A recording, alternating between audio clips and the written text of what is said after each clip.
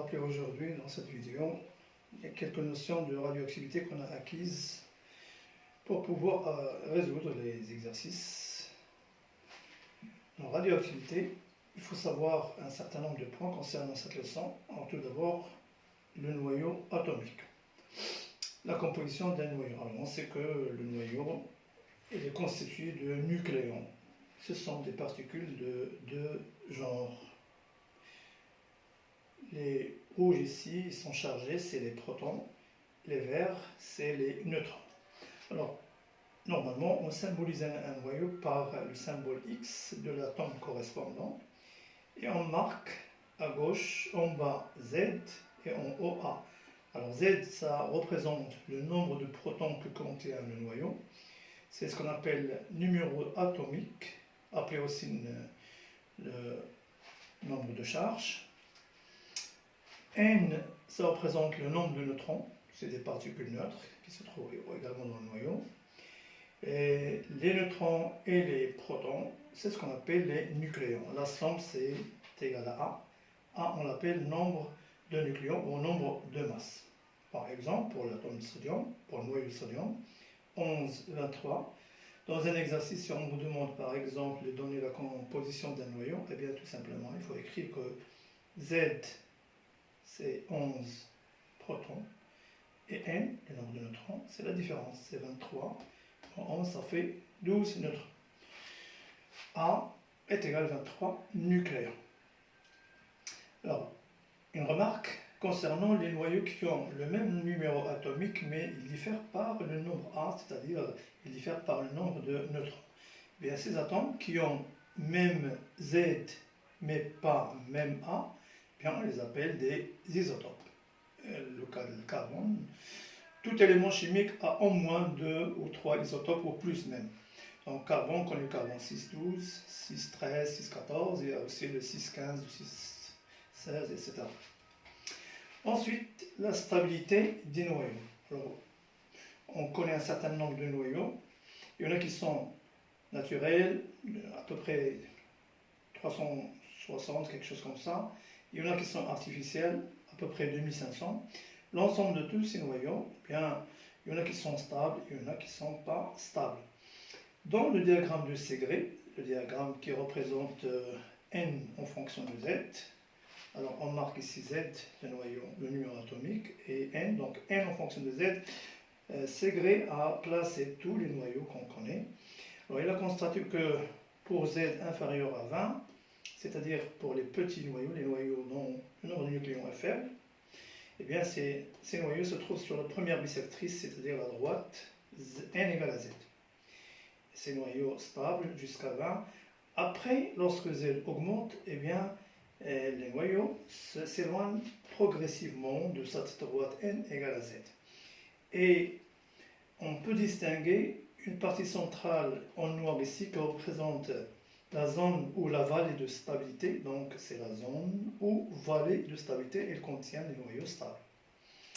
En bas, il y a des noyaux qui ont Z plus important que le nombre N, c'est-à-dire c'est des noyaux qui possèdent un excès de protons. Eh bien, pratiquement, ces noyaux sont des noyaux radioactifs. Ils émettent des particules β+. Ce sont des émetteurs β+. Il y en a qui ont, au contraire, qui ont un excès de neutrons par rapport aux protons. Ils sont situés au-dessus de la zone de stabilité. Ces noyaux, ce sont des noyaux instables, émetteurs de particules β-. β-, c'est des électrons, β+, c'est des positons. C'est les anti-électrons. Il y a également des noyaux qui sont lourds, instables, sont situés en tête. C'est des noyaux qui sont radioactifs alpha. Bon, alors, les trois types de radioactivité, alpha, β-, β+, on peut les placer dans le diagramme NZ et on peut les représenter par cette représentation. Donc, on va parler ici de différents types de radioactivité. Dans le diagramme NZ, si par exemple je considère un noyau radioactif que j'appelle ici X par exemple, c'est ce qu'on appelle le noyau pair. Eh bien, ce noyau, il peut donner une radiation alpha, donc il peut se désintégrer, désintégration alpha. Eh bien, dans ce cas, Z diminue de 2 valeurs, donc le noyau fils, c'est-à-dire le noyau obtenu à partir de cette désintégration, il est situé 2 cases avant le noyau pair. Et bien également, le nombre n diminue de 2 cases.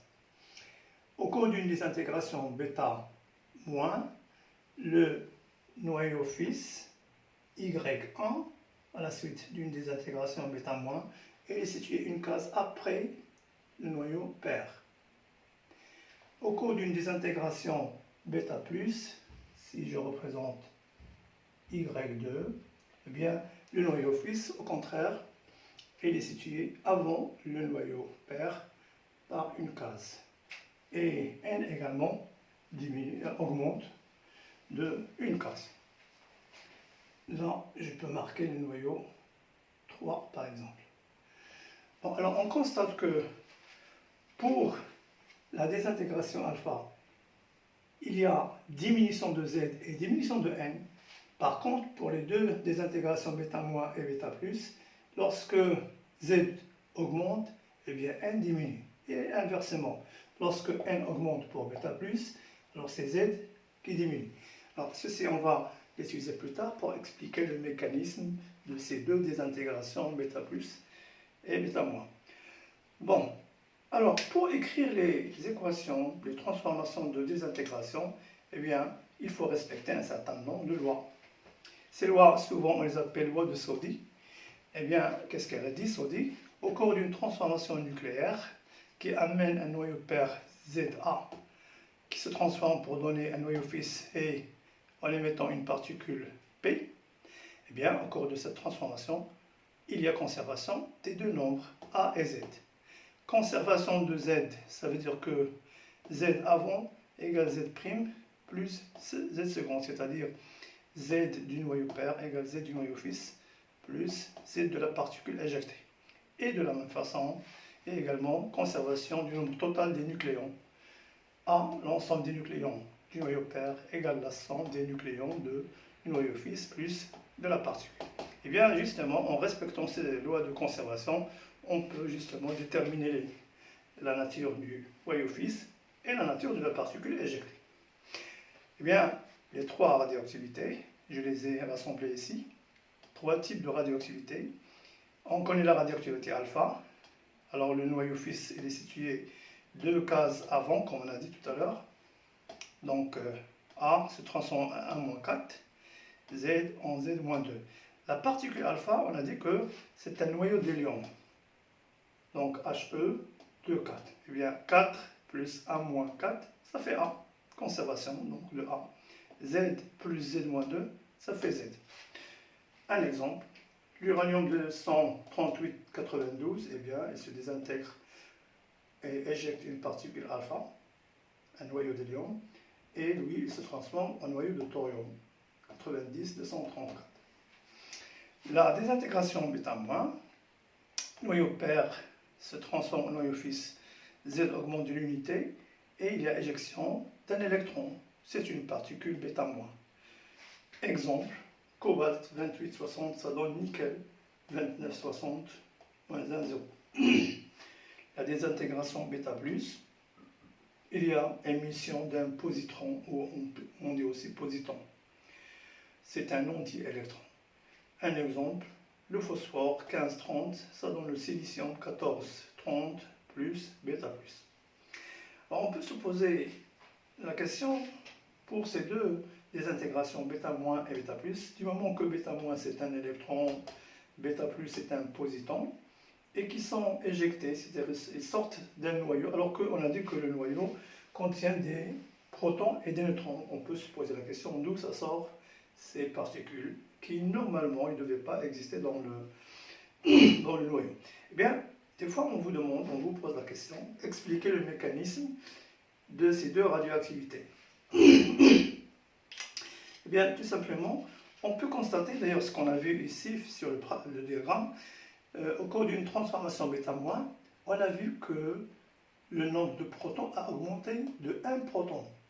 alors que le nombre des neutrons a diminué de 1 neutron. Eh bien, on peut penser à ce que, alors que la somme, c'est-à-dire l'ensemble des nucléons reste le même, n'a pas changé. Eh bien, on peut penser à ce que un neutron a disparu, ou autrement dit, il s'est transformé en un proton.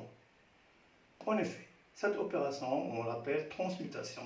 Donc, le mécanisme de radioactivité β- s'explique par une transmutation dans le noyau d'un neutron en proton et un électron. En effet, 0 plus 1, ça donne 1, moins 1 plus 1, ça donne 0. Exactement. Donc, de la même façon, au cours d'une transformation β+, on constate que le noyau fils est situé derrière le noyau père d'une case, c'est-à-dire que Z a diminué de 1, alors que N a augmenté de 1. Eh bien, cette fois-ci, c'est le proton qui s'est transformé en neutron.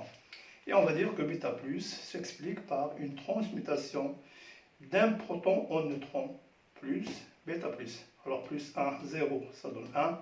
0 plus 1, ça donne 1. En effet. Alors, il reste ici une dernière partie concernant la loi de décroissance radioactive.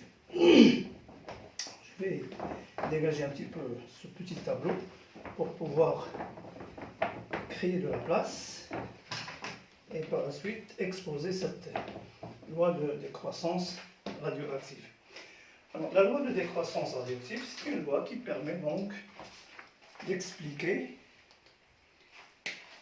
ou donner le lien, la relation entre les noyaux restants et les noyaux désintégrés. Donc, grand 4, loi de décroissance radioactive.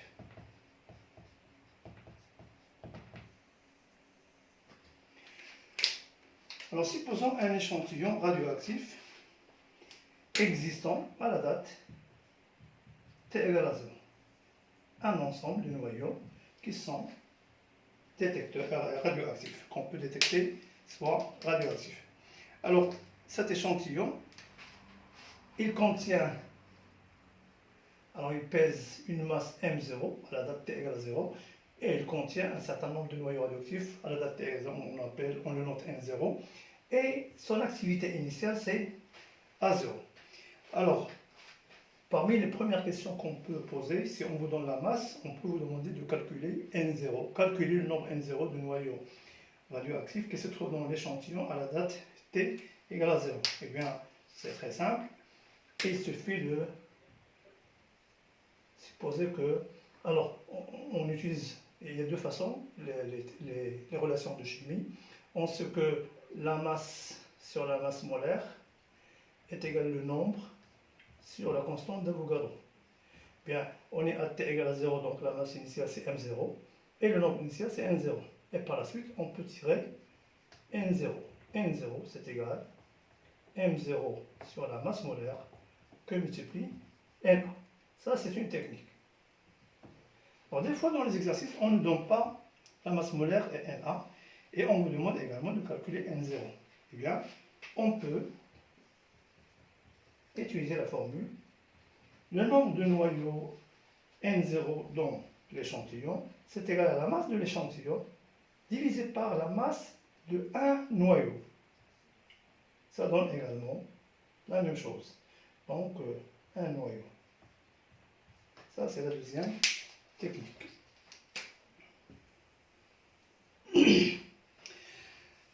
Alors, ensuite, le nombre nt de noyaux non désintégrés d'un échantillon radioactif, eh bien, il vérifie l'équation différentielle. Équation différentielle qui est vérifiée par le nombre de noyaux restants dans l'échantillon après une certaine durée de désintégration. Eh bien, ce nombre, il vérifie la loi d de n sur d de t plus un coefficient lambda fois n, c'est égal à 0. Alors, cette équation différentielle, elle possède une solution. Cette solution, comme on a vu pour l'électricité, rappelez-vous le cas de décharge d'un condensateur, ça ressemble, Eh bien, la solution, de cette équation différentielle, c'est ce qu'on appelle habituellement la loi de décroissance radioactive. Le nombre de noyaux restant à une date t, eh bien, c'est égal au nombre initial exponentiel moins le puissant lambda fois t. Voilà. Alors, normalement, on peut aboutir à cette expression par une intégration simple, c'est-à-dire si je dis que d de n divisé par n, c'est égal, si je fais passer de l'autre côté, c'est moins lambda dt. Et je passe à l'intégrale de 0 à t, intégrale de 0 à t, intégrale dn sur n, c'est ln de n, c'est égal, moins lambda dt intégrale, c'est moins lambda t, plus une constante d'intégration. Alors si je compose par la fonction exponentielle ln de n, c'est égal exponentielle moins lambda t plus k, c'est-à-dire exponentielle moins lambda t fois exponentielle k.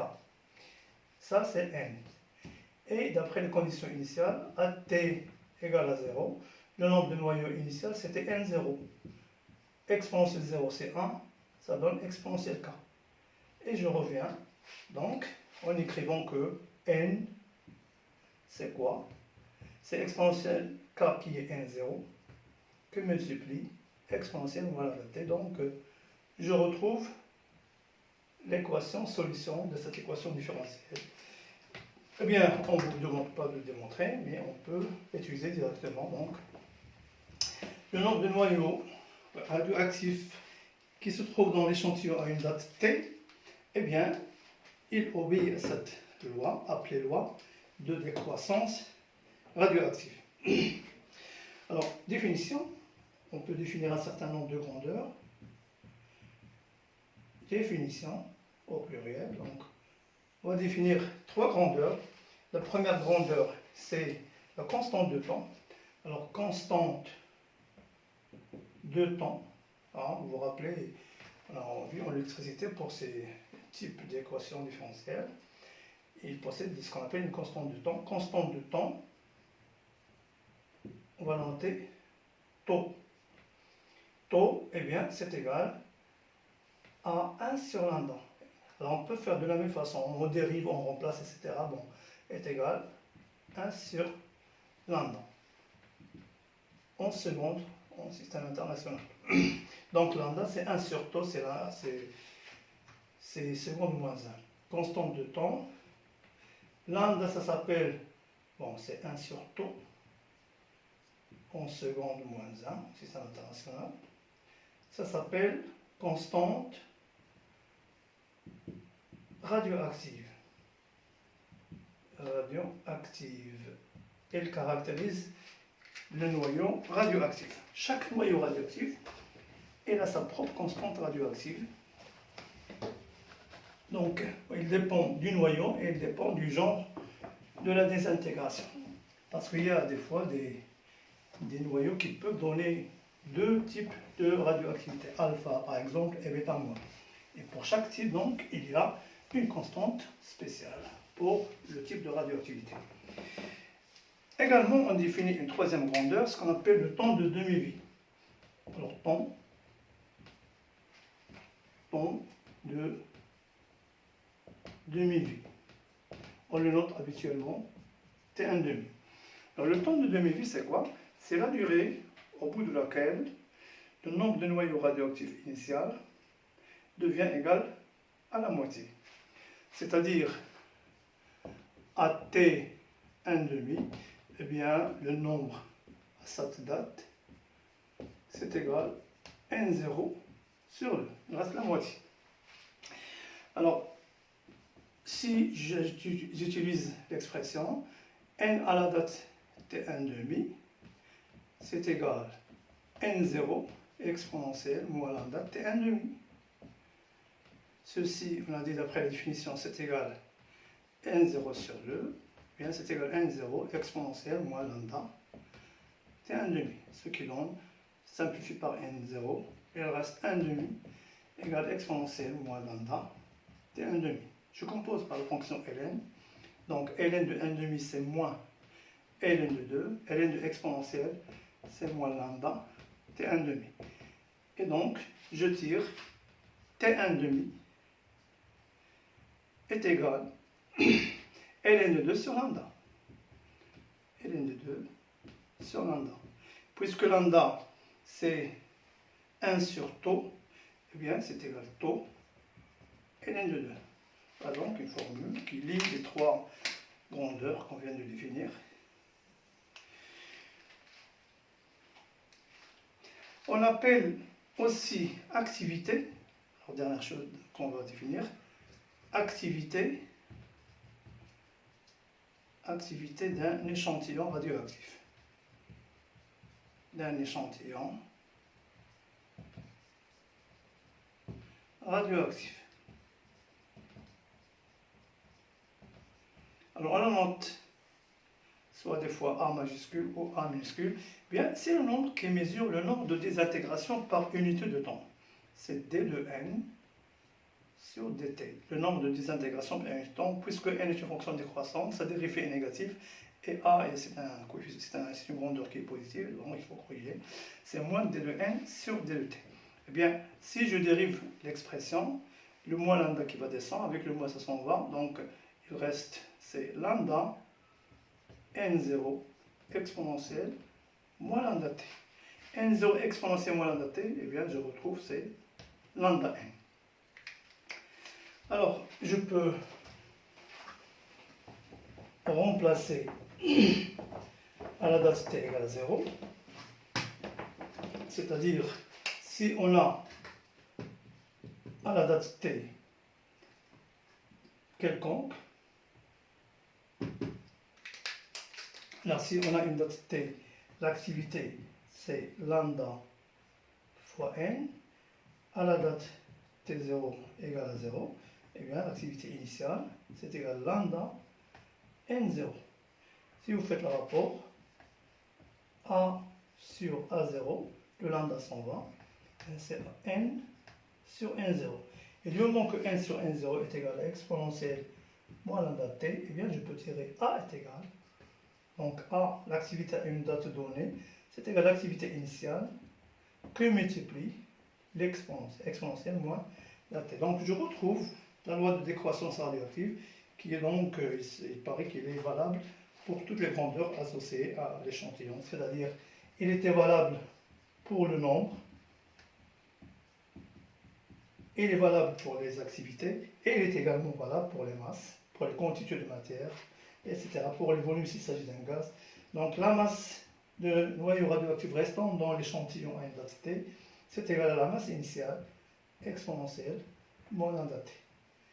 Eh bien, ces trois expressions qu'on utilise souvent dans les exercices.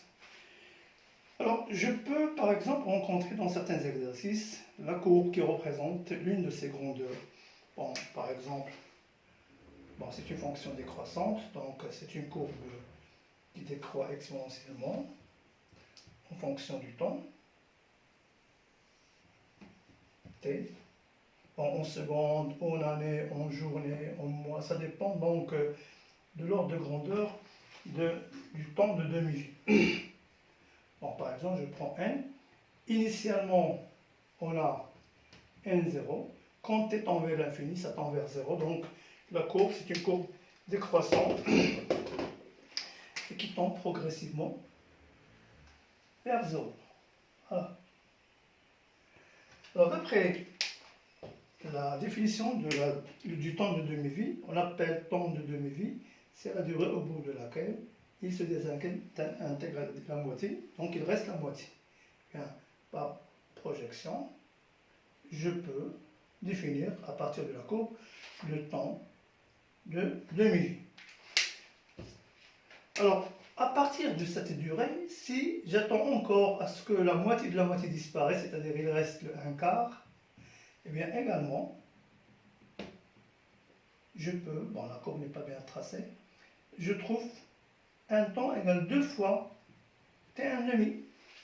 Et si encore j'attends que la moitié du 1/4 disparaisse, c'est-à-dire il reste n0 sur 8, eh bien, il faut attendre 1 temps égale 3 t1 demi. Et ainsi de suite. Donc pour 1 0 sur 16, bien, normalement si la courbe est bien tracée, ça serait 4 t1 demi. Alors, on peut remarquer la chose suivante, c'est que pour qu'il reste 1 0 sur 2, il faut t1 demi. Pour qu'il reste 1 0 sur 4, il faut 2 t1 demi. Pour qu'il reste 1 0 sur 8, il faut 3 t1 demi. Pour qu'il reste 1 0 sur 16, il faut 4 t1 demi. Eh bien, je constate que je peux remarquer la chose suivante, c'est que ça c'est 1, donc c'est 1. Ça c'est 1 0 sur 2 à la puissance 2, 4 c'est 2 à la puissance 2, donc c'est 2. Ça c'est 1 0 sur 2 à la puissance 3, donc c'est 3. Là c'est 1 0 sur 2 à la puissance 4, donc c'est 4. De la même façon, à partir de la courbe, on peut, en traçant la tangente à la courbe à la date t égale à 0, eh bien cette tangente, il va couper l'axe des temps en un point qui correspond à la constante des temps. Et si vous remplacez dans l'équation, eh bien en projetant, c'est-à-dire à la date taux, on peut trouver le pourcentage du noyau restant. Ça fait 37%. Voilà.